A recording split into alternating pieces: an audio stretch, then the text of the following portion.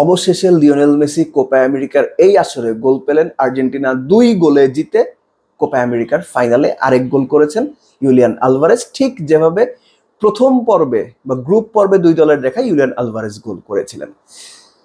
এই ম্যাচে আর্জেন্টিনার যে পারফরমেন্স সেটা আর্জেন্টিনার কাছ থেকে যেভাবে এক্সপেক্ট করা হয় মোটামুটি কাছাকাছি, বাট শতভাগ না।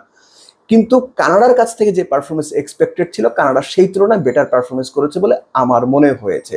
একই সঙ্গে লিওনেল মেসি ইনজুরির স্কেয়ার থাকার পরেও পুরো ম্যাচটা 90 মিনিট খেলেছেন এবং এই 90 মিনিট খেলাটা নিঃসন্দেহে আর্জেন্টাইন দর্শক, আর্জেন্টাইন টিম ম্যানেজমেন্ট, কোচ সবার জন্য ফাইনালের আগে একটা বড় মেসেজ যে মেসি ফাইনালের জন্য ফুল ফিট হয়তো থাকবেন আশা করি।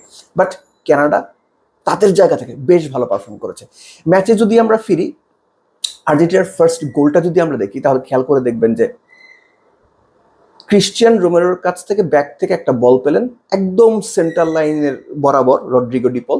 তিনি বলটা পাওয়ার পর সামনের দিকে 5-6টা স্টেপ দিলেন এবং সামনের দিকে স্ট্রাইকার ইউলিয়ান আলভারেজ তার উদ্দেশ্যে একদম এরিয়াল একটা বল দিলেন। ডান পায়ে সেই বল এয়ারে থাকা অবস্থায় রিসিভ করলেন Julian Alvarez. First touch was great এবং তারপরে চমৎকারভাবে টিপিক্যাল স্ট্রাইকারের ফিনিশিং করলেন।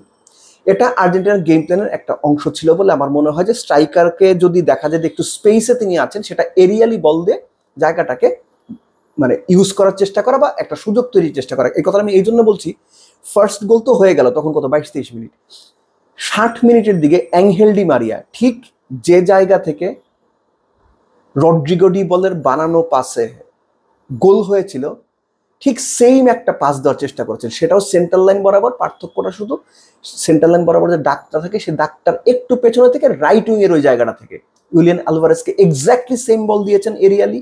ইউলিয়ান আলভারেজ ফার্স্ট গোলের মতো এক্স্যাক্টলি একই ভঙ্গিতে রিসিভ করেছেন এবং গোলের শট নিয়েছেন, গোলকিপার সেটা ফিরিয়ে দিয়েছেন, গোল হয়নি। তো আমার মনে হয়েছে যে এটা তাদের গেম প্ল্যানের একটা অংশ ছিল। একই সঙ্গে রড্রিগো ডি পল এই ম্যাচে বেশ কিছু নাটক করেছেন, একই সঙ্গে ভালো পারফরমেন্সও করেছেন, কেননা দ্বিতীয় গোলটাতে তার একটা ভালো অবদান রয়েছে। উইং দিয়ে ঢুকে ডিফেন্ডারকে ডস করে বল কাটব্যাক করা এবং সেই কাটব্যাক ক্লিয়ার করতে গিয়ে এনজো ফার্নান্দেজ, যিনি আপনার ডিবক্সের যে লাইন বা আর্ক যেটাকে আমরা বলি, অনেকে বলেন ছোট ডির যে কাছাকাছি দাঁড়িয়েছিলেন, হি ওয়াজ প্রিটি শিওর যে বল যদি তার কাছে আসে তিনি কি করবেন। বল এনজো ফার্নান্দেজের কাছে এসেছে, তিনি শট নিয়েছেন এবং মেসি ইন বিটুইন বল গোলবার এবং গোলকিপারের মাঝখানে ছিলেন, জাস্ট বলে পাটা ছুঁয়েছেন, গোল হয়েছে। সো মেসি যে ধরনের গোল করেন বা মেসির কাছ থেকে আমরা যে ধরনের গোল দেখে অভ্যস্ত, এটা সেরকম গোল না, এটাকে বলা যেতে পারে যে স্লাইটেস্ট অফ টাচেস। দিন শেষে গোলটা মেসির নামে গিয়েছে এবং আমার মনে হয় এনজো ফার্নান্দেজ নিজে গোল করে, তার সেলিব্রেশন থেকে মনে হয়েছে নিজে গোল করে যতটুকু খুশি হতেন, মেসির নামে গোলটা হয় তিনি তার চেয়ে এতটুকু কম খুশি হননি। এমনকি আর্জেন্টাইন সাপোর্টাররাও হয়তো এনজো ফার্নান্দেজ গোল করলে যতটুকু খুশি হতেন, মেসি গোল করায় তার চেয়ে বোধহয় বেশি খুশি হয়েছেন। বাট এই যে 2-0 গোলের জয়, এটা আর্জেন্টিনাকে শেষ মুহূর্তে গিয়ে ভয় ধরিয়ে দিয়েছিল। আপনি খেয়াল করে দেখেন, যদি ম্যাচটা দেখে থাকেন, 89-90 মিনিটে 1.5 মিনিটের ব্যবধানে দুটো চমৎকার সুযোগ আর্জেন্টিনার এগেনস্টে যাওয়ার সম্ভাবনা ছিল, কানাডা দুটো চমৎকার সুযোগ মিস করেছে। একটা এমিলিয়ানো মার্টিনেজ পা দিয়ে দারুণ একটা সেভ করেছেন, ওয়ার্ল্ড কাপ ফাইনালের একটা যে সেভ, ওটার সঙ্গে তুলনা করবো না, কিন্তু খুব কঠিন একটা সেভ ছিল। ঠিক তার 25-30 সেকেন্ডের মধ্যে আরেকটা হেডার একই প্লেয়ারের জাস্ট গোলবারের অল্প পাস দিয়ে চলে গেছে এবং গোলকিপার ওয়াজ বিটেন, ডিফেন্ডার ওয়াজ বিটেন। 1.5 মিনিটের ব্যবধানে আর্জেন্টিনা 2 গোল খেয়ে ম্যাচে সমতা হতে পারতো, কিন্তু কানাডা সেটা পারেনি। এই যে কানাডার দুটো মিস লাস্ট 1.5 মিনিটে, এটা পুরো ম্যাচে কানাডার পারফরমেন্সে মোটামুটি রেপ্লিকেট করে। তারা কিন্তু আর্জেন্টিনার সঙ্গে নেক টু নেক লড়াই করছে। আপনি পরিসংখ্যান দেখেন, তারা 9টা শট নিয়েছে, 2টো অন টার্গেট শট। আর্জেন্টিনার মধ্যে 12টা শট নিয়েছে গোলে, তার 3টা অন টার্গেট শট, 2টো গোল হয়েছে।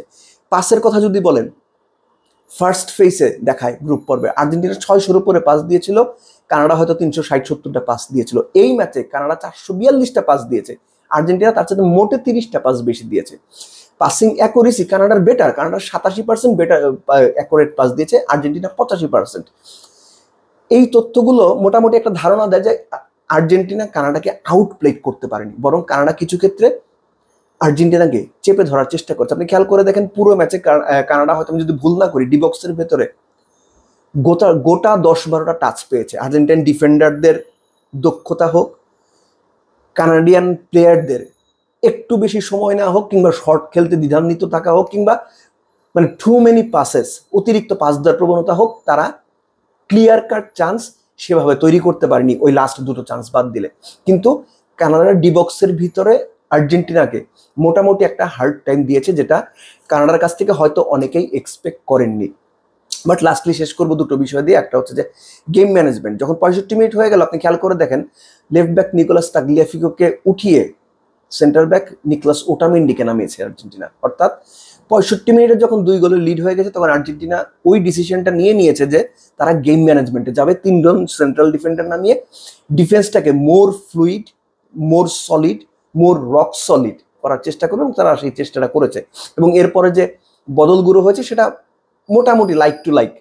যেমন ইউলিয়ান আলভারেজের জায়গায় এমিলিয়া লাউতারো মার্তিনেজকে খেলানো হয়েছে। একই সঙ্গে right back position Nahuel Molina এবং গঞ্জালো মন্টিয়েনের অদল বদল হয়েছে। তো এভাবে চলেছে। লাস্টলি রড্রিগো ডি পলের কথা বলবো, যে আমাদের একটা ভিডিওর কথা মনে আছে যে পায়ে বল মারা হলো কর্নার কিকের, ওইখানে রিভালদো দাঁড়িয়েছিলেন, রিভালদো মুখ ধরে শুয়ে পড়ে একটা নাটক করার চেষ্টা করলেন। এই ম্যাচে অন্তত দুটো ঘটনায় রড্রিগো ডি পল, যিনি এই ম্যাচে দারুণ পারফর্ম করেছেন, তিনিও কেন যেন অদ্ভুতভাবে সেই নাটক করার চেষ্টা করেছেন। একটা ফাউল, তার প্রায় একদম সামান্য টাচ লাগলো, কিন্তু সেটা ধরে তিনি এমন নাটক করলেন মনে হলো যে তার পা ভেঙে গেছে। একই সঙ্গে তিনি আরেকটা ফাউলে পড়ে গেলেন, অপোনেন্টের প্লেয়ার বল দিয়ে, যেটা অন্যায় অ্যাকচুয়ালি, বল দিয়ে আলতো করে তার পেছনে মারলেন। তিনি তার কোমর ধরে এমন একটা ভঙ্গি করলেন, না জানি কি হয়ে গেছে। তো হয় কি, এই ধরনের প্লেয়ার, যারা বড় প্লেয়ার, টপ প্লেয়ার, মানুষ যাদের পছন্দ করে, যারা পারফর্মার, তাদের এই ধরনের নাটকগুলো না দৃষ্টিকটু হয়। যে কারণে আমি আপনার রিভালদোর উদাহরণটা দিলাম। রিভালদো তো বড় প্লেয়ার ছিলেন, নামী প্লেয়ার ছিলেন, তো তার সেই নাটকটা নিয়ে এখনো ট্রল হয়। রড্রিগো ডি পলদের কাছ থেকে বা তাদের মতো বড় প্লেয়ারদের কাছ থেকে তুচ্ছ বিষয় এই ধরনের নাটক ম্যাচ সিচুয়েশনে আসলে এক্সপেক্ট করা যায় না। এগুলো যারা করবে তারা হচ্ছে, ধরেন সহজ কথায় বললে, দুর্বল প্লেয়ার, কম দামি প্লেয়ার। আপনারা বড় প্লেয়ার, টপ প্লেয়ার, আপনারা এই ধরনের নাটক কেন করবে? আপনাদের কাছ থেকে আমরা ওই পার্সোনালিটি মাঠে দেখতে চাই, কেননা বড় প্লেয়ারদের কাছ থেকে বড় পার্সোনালিটি দেখাটা গেম সিচুয়েশনে খুব ইম্পর্টেন্ট হয়ে ওঠে। But above everything, congratulation Argentina, যে ফাইনালে যাওয়ার জন্য, ব্যাক টু ব্যাক ফাইনালে তারা ডিফেন্ডিং চ্যাম্পিয়ন, এবং ফাইনালেও আর্জেন্টিনা তাদের ভক্তদের প্রত্যাশা পূরণ করবে, এই প্রত্যাশা রইল।